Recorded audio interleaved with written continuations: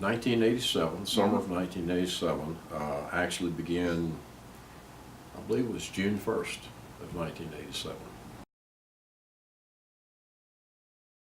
I think it was that it was a college that had a lot of potential, had very, very committed, dedicated people, nice people who were colleagues, who worked well together.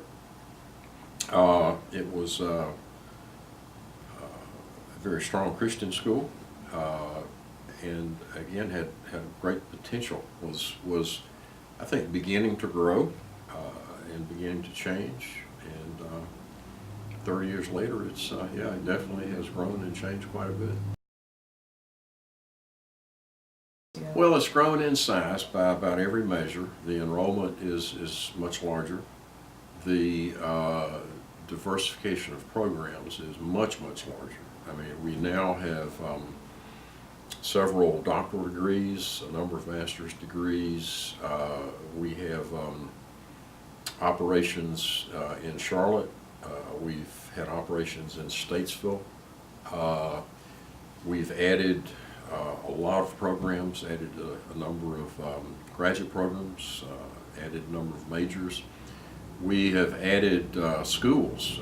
The college, it was a college in 1987 and really did not, of course a college typically doesn't have schools. It's usually a university that will have schools. So the concept of schools came about during that time. And so several schools have been added and have grown: School of Nursing, School of Education, the School of Divinity, and so forth. Now also the School of Psychology and Counseling, the School of Performing and Visual Arts. So, and again, a number of degrees have been added, doctoral degrees. The campus has expanded dramatically, has grown. We've built, gosh, quite a number of new buildings. I'd have to count back how many new buildings there are. And there were smaller structures. There's even a couple of houses that were on what is now the main part of the campus. Those are obviously gone, been replaced by much larger, more dramatic buildings. So the campus has grown enormously in terms of buildings and facilities, and in terms of just size. We've added a good bit of acreage over those 30 years.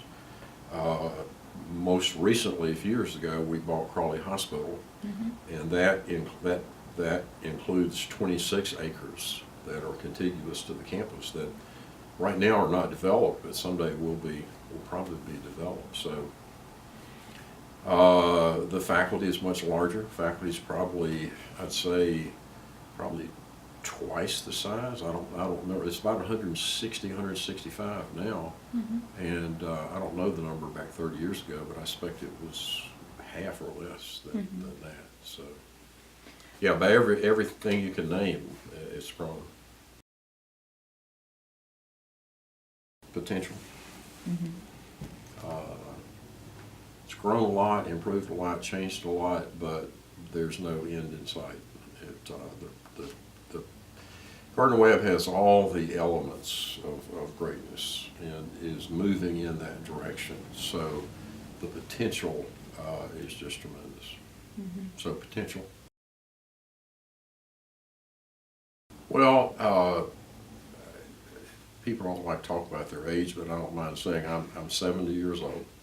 I have always, I haven't talked about it with a lot of people outside of family, but I've always said that 72 would be the limit, that I would not go past age, in my own mind, and like I say with family. I've always said 72 is the end. And actually, I didn't plan for a while to go quite as long as I have. When I retire, I will have served about 13 and a half years as president. That's considerably longer than the average. I don't know exactly. I haven't looked up recently to see what the average tenure of a college or university president is. but it's considerably less than 13 or 14 years. It's more like 7 or 8 or 9 years maybe. Mm-hmm. So in terms of personal, my age, and in terms of how long I have put in my career, I've put in over 43 years full time in higher education, and so I'm still in excellent health and great shape, I think. So I think I've got a lot of years, but I'm ready to start doing other things. And my wife and I love to travel, so we have a lot of travel plans. There's a lot of volunteer work that I want to do. I want to spend more time with grandchildren. My grandchildren are growing up. It's not like someone asked me recently if I were going to play with my grandchildren. My grandchildren range from, let's see, 8 years old to 16. They're past the play stage. So this is more like travel with them, take them places, and do things like that with them. Plus, they're big into sports and all kinds of activities. My oldest granddaughter is thinking a lot about colleges and is applying to a number of special programs at places like Duke and Wake Forest and all that. So I've got a lot of things to do with 6 grandchildren. Mm-hmm. So yeah, there's a lot, and there's a lot of volunteer work that I've already have in mind. So yeah. We always have a lot of things underway. We're trying to improve and develop a number of our programs. We've got some new programs that are kind of on the drawing board. So, you know, that never stops. Mm-hmm. And so we want to improve existing programs. We want to look at some new programs that are underway. There are some ways we want to expand. There are some ways we want to improve a number of things. We want to do some more fundraising. So there's just a lot going on.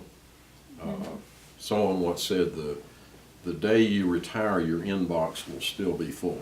So you know, it's not like you can just wind down or something. You just keep going until finally you say, okay, I'm done.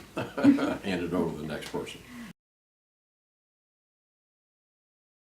Well, there may be. That's a big question, and understand that while I have a lot of interest in the core curriculum and I have a lot of ideas about it, the core curriculum comes under the domain of the faculty. Mm-hmm. By higher education standards and by accreditation standards and by about every measure, it's understood in higher education that the curriculum is the domain of the faculty.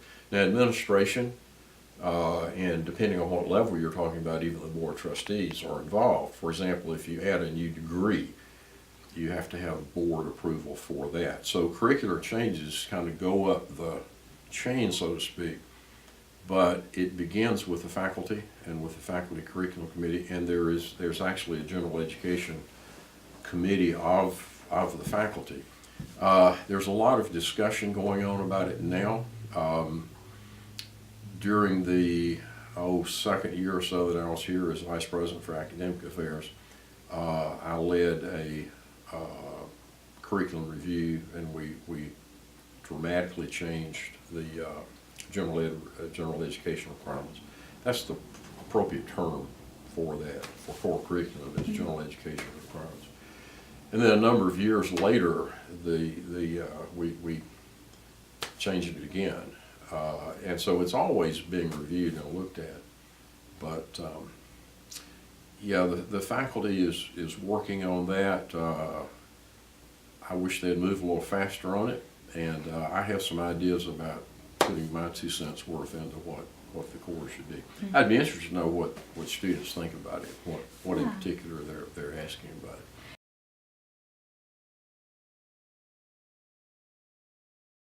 I would recommend communicating that to Dr. Leslie, mm-hmm.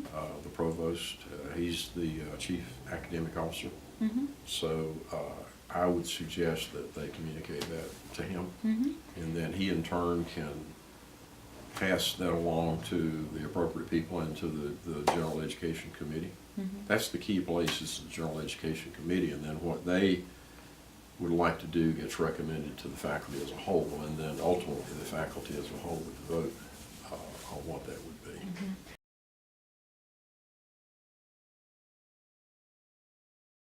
Well, a poll would be an interesting idea.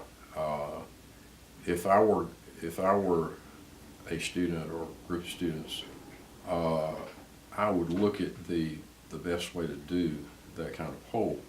For one thing, you want to be sure that you organize and structure that poll the right way, because if you're gonna take a survey and get votes, I guess you might say, on different things, you need to be sure that you're asking the right questions. Mm-hmm. And that's what makes general education so complicated to start with, is asking the right questions about what it ought to be. The primary question that I ask,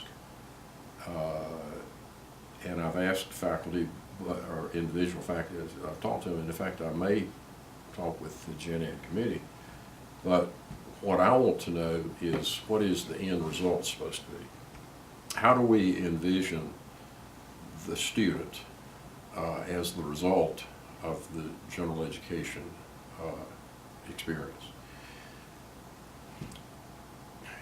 Everybody needs to understand that in the whole history of higher education, there have been lots of philosophies and ideas about what students ought to take.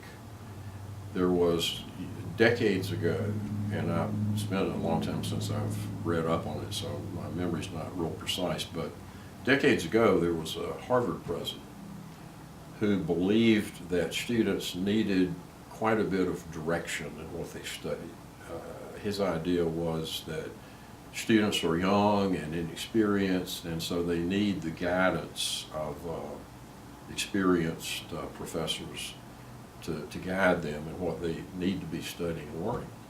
And then another university president, a while later, I think it was the president of Yale, who had the idea that college is a time for students to be able to just explore.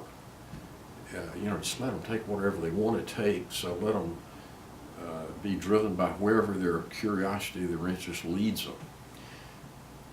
What's happened in the decades and over past decades is a combination of both, and that's where the general education requirements come in.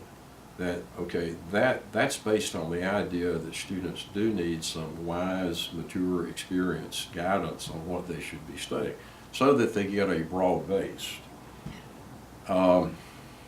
It's kind of like having a good diet. People should not eat. Pizza may be their favorite food, but they don't want to eat nothing but pizza all the time.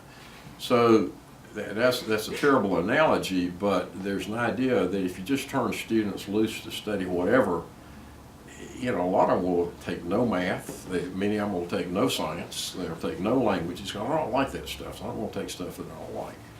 So that's the theory behind general education requirements. Mm-hmm. Now, accreditation only specifies a few basic areas. They say you need to have something in the math and sciences, you need to have some of the social sciences, you need to have some in the humanities, and so forth. So accreditation is pretty specific and limited, really not specific, but accreditation doesn't seek to lay out a great detail about everything the Gen Ed curriculum ought to be. They leave that to the institution. So that's that idea of students need guidance about what they study. And then there's the idea of picking a major. Mm-hmm. That, okay, what is it that I'm most interested in? Let me spend a bulk of my time studying what I'm most interested in, and what may well lead into my career. And by the way, I think students need to understand that major doesn't necessarily lock you into just one career. I mean, I can tell you a lot of cases of, well, there was the former Secretary of the Treasury who was an English major in college, and on and on it goes. But then there's the idea that you ought to just give some students some free rein to pursue whatever their interests are.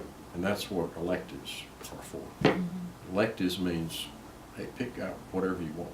So the idea is you need to have all three approaches. You need to have, these are courses that everybody ought to have. And then here's the idea of a major where you pick the main thing you're going to study. But then here's room for you just to explore. Unfortunately, there's not enough time, even in 4 years and even with 120 credit hours or 128, whatever, 120 is only the amount that you have to have for accreditation. There's still not enough time to study everything. I give you a personal case in point. When I was in college, we had social sciences, we had the choice of psychology and sociology. You don't have time to take both. So I took 2 courses in sociology. I didn't take any psychology. Now I'm fascinated by psychology, and I'm reading a book right now that is essentially sociological work, really. I've read several books on sociology. Wish I had in college, but I also am glad I had sociology. Mm-hmm. I never took an economics course in college. I was an English major, a history minor. Now I'm fascinated by economics. I subscribe to Fortune magazine. I read Fortune magazine. I read the business page every day. I'm fascinated by it. I wish I had the time and the wisdom to have taken some econ courses.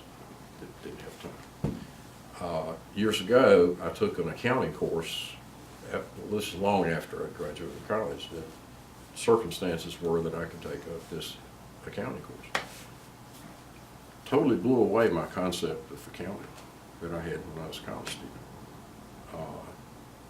Now it turns out it's very fortunate that I had at least some background in accounting. So that's a long rendition on how it is that we enable students to study what they study, and how we manage all that. There is an organization called the American Council of Trustees and Alumni that you may know has given Gardner-Webb a rating of A mm-hmm. for our general education curriculum. We are, I think I'm right about this, we are the only school in North Carolina that gets an A. Mm-hmm. There's only about a small percentage across the country that organization gives an A mm-hmm. for the breadth and what they include. And they do a national study survey every year in which they survey Americans kind of across the board. What do you think American college students should study? What should they know something about? They identify, and their survey comes back with these are areas that that college students need to know something about. And like I say, we're one of the few that gets an A on that basis. There's also another idea that an author has written called Culture. I think the title of his book might be Cultural Literacy, but anyway. Mm-hmm. He has sort of summarized the areas of knowledge that every educated person should have some should know or have some familiarity with. So the whole idea of what you should study in college, what you should be required to study is a huge issue. But the most important thing of all is that you don't stop when you graduate from college, because mm-hmm. that's why we call it commencement. Commencement means beginning. Mm-hmm. So you need to be a lifelong learner. And you'll look back at college 30 years later and say, that was just the start.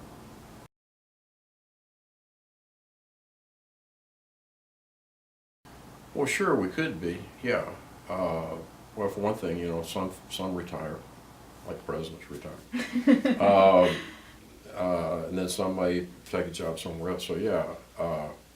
It all depends. I mean, it depends on what our curriculum will be and what our needs are. That's the really hard thing about developing a university faculty, is because the areas of study change and student interests change. And one major may be really growing, and so you may need more faculty there.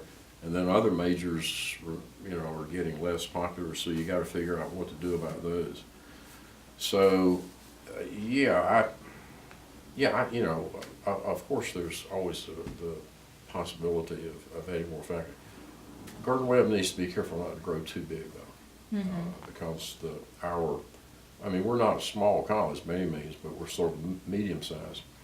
But overwhelmingly, over the years, students have said it's the smaller size that they like. I mean, nothing wrong with going to a university with 25,000 students, but that's a much, much different environment to be in.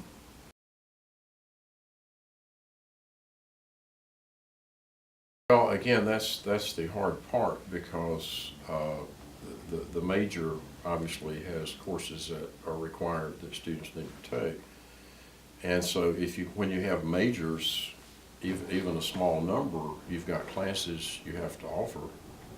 So you still have to have the faculty who can teach those classes. And that's the hard part for the academic administrators downstairs is, okay, I've got this major that doesn't have a large number of majors in it, but if I have the major at all, these are courses that I have to offer, and I got to have professors to do it. So you may have some classes with 6 or 7 students in it, and then others with 22 or 25. So that's the hard part for academic administrators, is getting that right. It's really, really hard.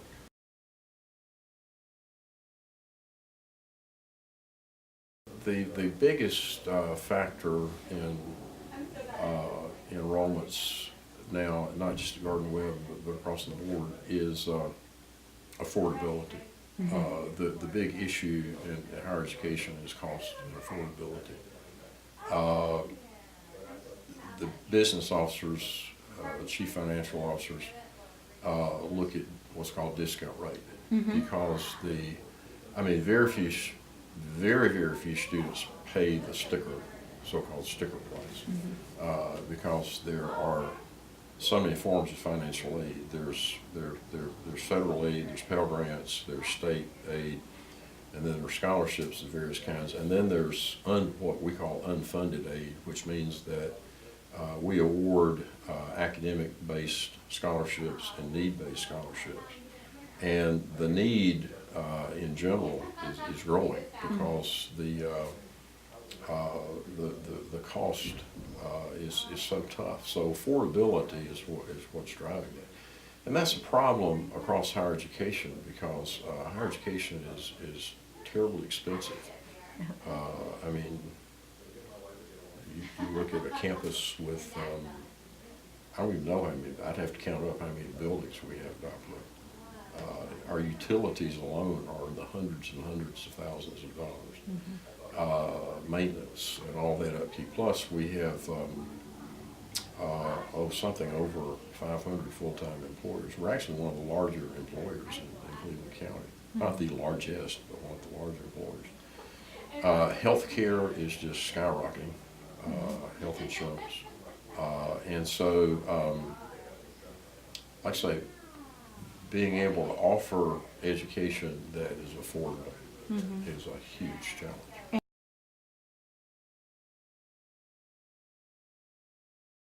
Well, it just comes down to balancing the budget, or trying to balance the budget as much as you can, because you're balancing the sticker price, and then you're looking at the discount rate. And a lot of schools' discount rate, ours is going up. A lot of schools, in fact, we're not the highest. We got some information just recently. It's a little bit, it's not very, very up to date, but still, We're not the highest discount rate. There's schools at 70% or more discount rate. In other words, they're getting about 30 cents on the dollar that they charge. So that's the balancing act. Is you got to start with a sticker price, and there are some students who can pay it. I mean, you know, if the family comes in here and the family is you know, highly affluent millionaires or something, then yeah, they can afford to pay. And then a lot of schools depend very heavily on their endowment. They have to have a high endowment, otherwise they couldn't make it on operations alone. Not many schools can afford to operate just on operations alone. They have to have endowments. And even the sticker price that we charge doesn't come anywhere near to cover it. In other words, if every student paid the sticker price, you're still not covering the expenses of running the university. You still have to have substantial fundraising, raise millions of dollars in fundraising from individuals and foundations and companies and on and on. So I don't want to cite the percentage, but the percentage that students, even if they're full paying, that percentage of the university's cost is far short of what it actually costs to run the school. And then, even then, there's the discounting of financial aid. So out of pocket, and I know this sounds kind of contradictory, you know, because I say the affordability is a huge challenge, but the amount that students actually pay out of pocket is a relatively small part of what it costs to operate. I mean, it costs roughly $100 million a year to operate this university.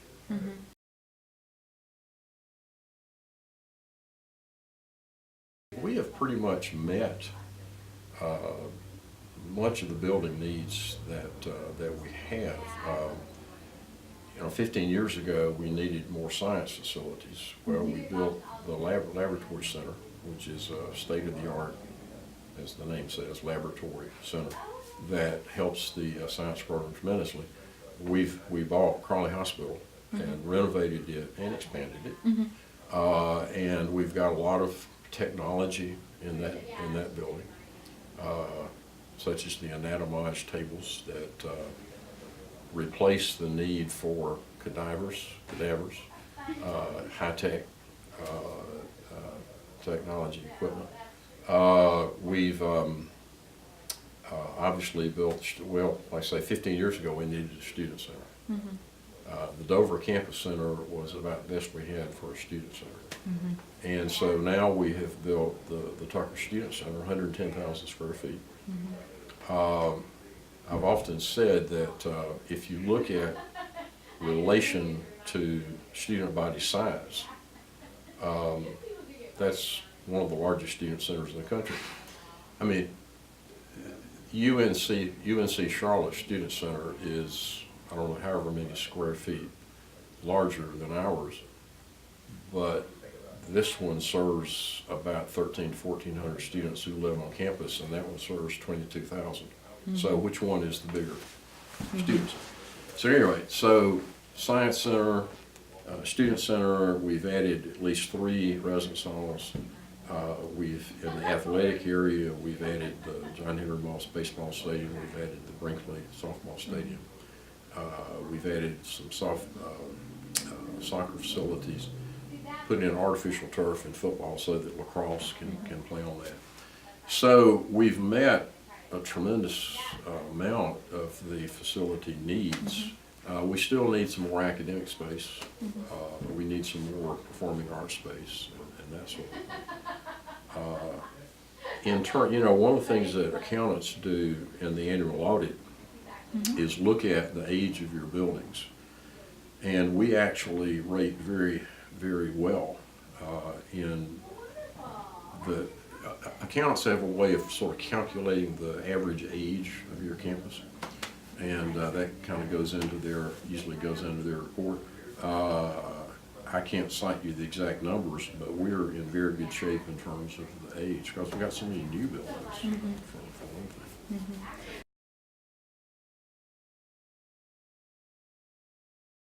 Every summer, we, in our capital fund, we set aside X amount of dollars.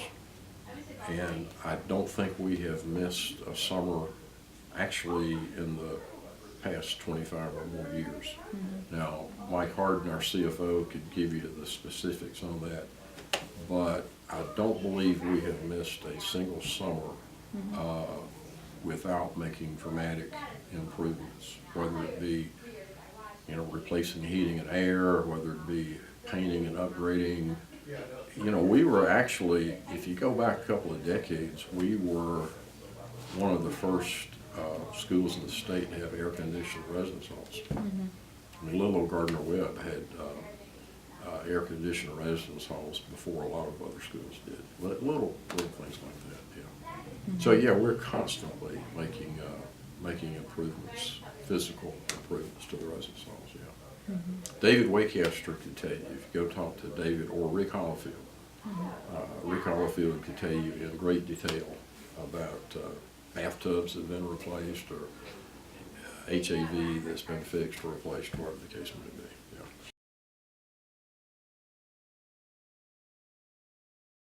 Well, we'll have to wait and see, I guess. Well, at the risk of sounding self-serving, I think there's several pieces to it.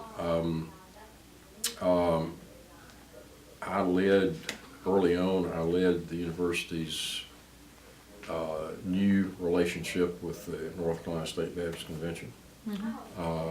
We had been, well, not exactly owned is not the right way, but the state convention elected our trustees. They had a certain amount of control, I guess you might say. And we have since it's a mutually voluntary affiliation now. In other words, our board of trustees are autonomous. They are the final authority, not the state convention. That is significant for a lot of reasons. For me, it was primarily for the protection of academic freedom, because there were schools in other states where academic freedom was either under attack or being submerged by some various religious elements, I guess you might say. I think that's extremely important. We weren't alone. The other, Wake Forest and Meredith had already separated. My alma mater, Furman, had separated from their convention in the mid-'80s. Other institutions in other states have had similar experience. And so the 5 schools that were remaining officially affiliated with the state convention, Gardner-Webb and 4 others, it was a lot of negotiation, tremendous amount of negotiation and so forth, but we brought that about. And we still have a great relationship with the Baptist State Convention. Still have a great relationship with the Cooperative Baptist Fellowship of North Carolina, Cooperative Baptist Fellowship of USA, and we're actually affiliated. Again, all this is mutually voluntary, no control. But we're also affiliated with the Baptist General Assembly of Virginia. We're one of the few, if not the only, schools with a Baptist heritage that has an affiliation with a Baptist organization outside the states.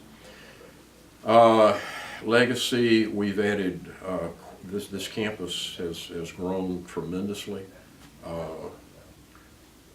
Alumni who come back talk about they're blown away by how much it's grown, how different it is. The thing I hear most common is the beauty of campus. We've done a lot of things that people forget about or don't know about. We've put in almost entirely LED lighting, externally and internally.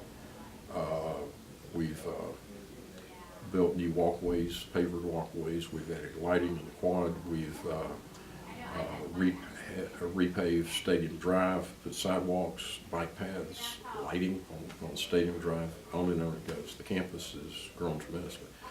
We've added major programs. The physician assistant program is the most ambitious program the university has ever, by far, undertaken.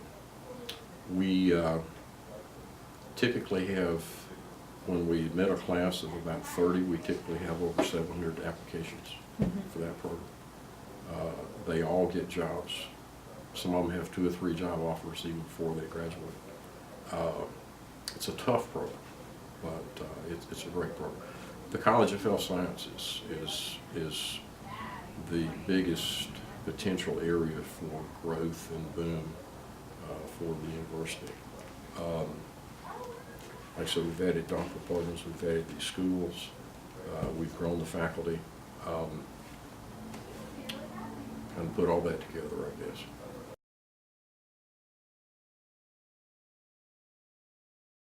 It's been a great ride. It's been a good time, yeah. I hate to leave, but it's time for somebody else to take it from here.